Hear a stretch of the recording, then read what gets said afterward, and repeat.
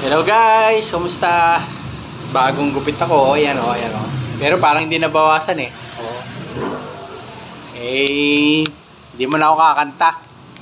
Hindi na ako nakapag-workout sa pagkanta kasi nga, ayan o, halatang halata o. Malaki pa yung eye bag ko. Galing kasi ako sa biyaheng malayo, pagod. Nag-booking kasi ako nung nakaraan, then umuwi ako sa Bataan. Hinilot ko si nanay ko, nagmamassage therapy po kasi ako eh. Share ko lang sa inyo guys,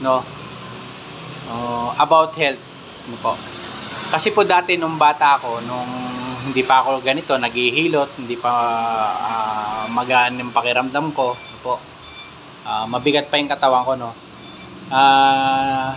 napag-aralan ko po yung aking katawan, yung pagiging mabigat ng katawan. Isa po palang sign yun na poor circulation o bad circulation yung ating katawan. Kaya pala madali akong antukin. Una-una, madali mapagod. Hikab ng hikab. Yan. Malata.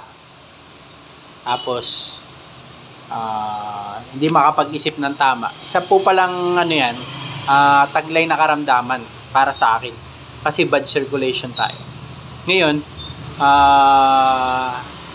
napagtagumpayan ko po yan napaglabanan ko po yung bad circulation yan sa pamamagitan po ng pag-workout, pag-exercise, Kayo guys, baka kayo nakakaramdam ng bad circulation, kailangan nyo po ay patuloy po kayong gumalaw-galaw, Wag po kayong uupo, Uupo maghapon. Hindi ko sinabing uupo lang. Upo maghapon yung walang ginagawa, nakahiga, nagse-cellphone. Naku po. Yung circulation nyo talagang napaka-poor, napakahina. Kaya kailangan po natin i-improve ang ating circulation. Sa paanong paraan? Yun nga po, maggagalaw-galaw tayo, exercise, magbisikleta, magbasketball. Para po yung daloy ng dugo natin, ma-improve natin.